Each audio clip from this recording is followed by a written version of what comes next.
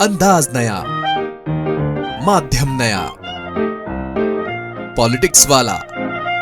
आओ राजनीति करें। क्या प्रधानमंत्री नरेंद्र मोदी राजनीति छोड़ देंगे? क्या वे अपनी ही बनाए हुए फार्मूले 75 साल में वनवास को लागू करेंगे या अपने लिए कोई नया रास्ता निकालेंगे? ये बात इसलिए उठ रही है कि 2014 में प्रधानमंत्री बनते ही उन्होंने 75 साल के ऊपर के सारे नेताओं को दरकिनार कर दिया था। आज केजरीवाल ने यही बात उठाई है कि 75 साल के बाद नरेंद्र मोदी रिटायरमेंट ले लेंगे। तो क्या वाकई नरेंद्र मोदी 75 साल के बाद रिटायरमेंट लेने वाले हैं? आज हम इसी पर बात करेंगे। नमस्कार, मैं पंकज मुकाती, पॉलिटिक्स वाला पीएम टाइम में एक बार फिर आपका स्वागत है। इसमें हम आज बात करेंगे 75 साल की उम्र की। एक तरफ भारतीय जनता पार्टी नारा लगा रही है इस बार 400 पार, दूसरी तरफ विपक्ष नारे लगा रहा है इस बार 75 पार, यानी कि 75 पार के बाद प्रधानमंत्री नरेंद्र मोदी प्रधानमंत्री का पद छोड़ देंगे। प्रधानमंत्री नरेंद्र मोदी सितंबर 2025 में 75 साल पूरा कर लेंगे। इस बात के पीछे ये बात निकल के इसलिए आ रही है क्योंकि ये कहा जा रहा है कि भारतीय जनता पार्टी ने एक नीति बनाई थी कि 75 साल से बड़े नेताओं को संन्यास ले लेना चाहिए। 2014 में प्रधानमंत्री नरेंद्र मोदी ने शपथ लेते ही सबसे पहले जो संदेश दिया था वो यही था कि 75 की उम्र के बाद के नेताओं को मार्गदर्शक मंडल में शामिल कर दिया जाएगा। इस मार्गदर्शन मंडल में कभी प्रधानमंत्री पद के दावेदार रहे लालकृष्ण आडवाणी और मुरली मनोहर जोशी जैसे नेताओं को मार्गदर्शन मंडल में रख दिया गया। मार्गदर्शक मंडल सिर्फ दर्शक ही बना रहा, ये हम और आप सब जानते हैं। इस मंडल की कभी कोई बैठक नहीं हुई। इसलिए ये बात फिर उठ रही है कि क्या प्रधानमंत्री नरेंद्र मोदी खुद भी इस नियम का पालन करेंगे? 75 की उम्र में वे राजनीति से संन्यास लेंगे।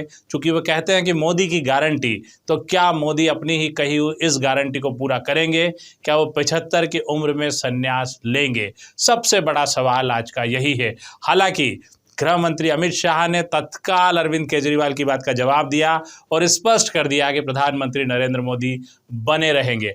हालांकि 2014 में जो किया उसके बाद 2019 के चुनाव में अपनी बात से खुद किनारा कर लिया था प्रधानमंत्री ने, क्योंकि उन्हें समझ आ रहा था कि 4 साल बाद वे भी 75 की उम्र पार कर जाएंगे। सत्ता का मोह ही कुछ ऐसा होता है।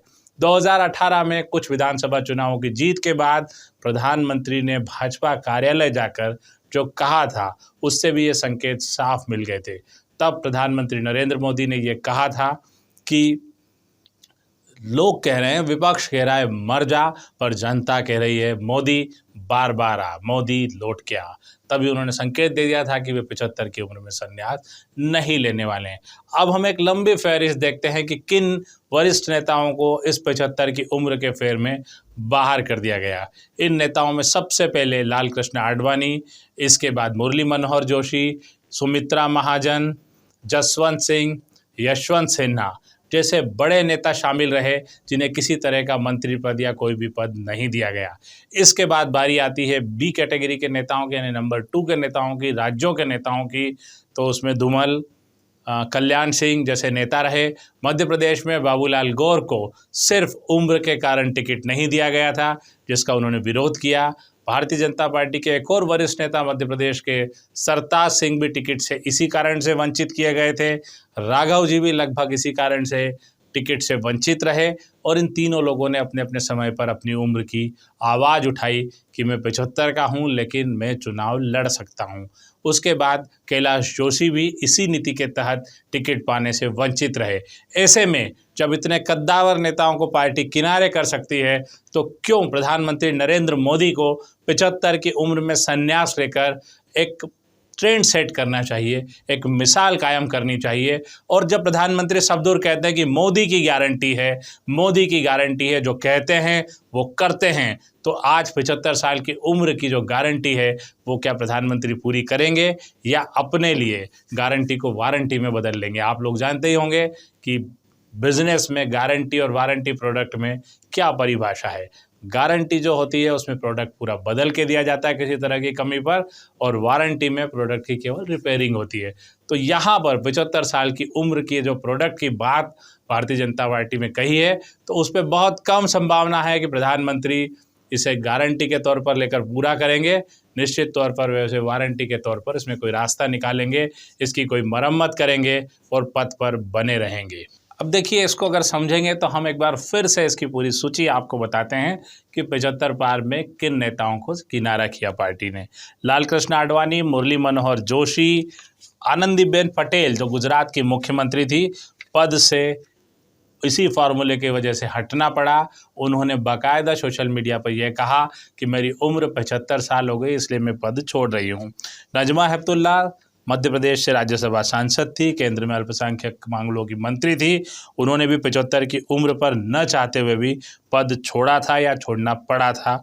यशवंत सिन्हा 84 वर्ष के, झारखंड के हजारीबाग से लगातार जीतते रहे, अटल सरकार में वित्त और विदेश मंत्री रहे, उनका टिकट भी उम्र के तराजू पर काट दिया गया। उत्तराखंड के पूर्व सीएम बीसी खंडूरी को भी इसी तरह हटाया गया। जसवंत सिंह हटे, अरुण शौरी इसी लिस्ट में बाहर हुए। लालजी टंडन, कल्याण सिंह, केशरीनाथ त्रिपाठी सहित कई नेताओं को उम्र दराज बताकर भारतीय जनता पार्टी ने बाहर कर दिया।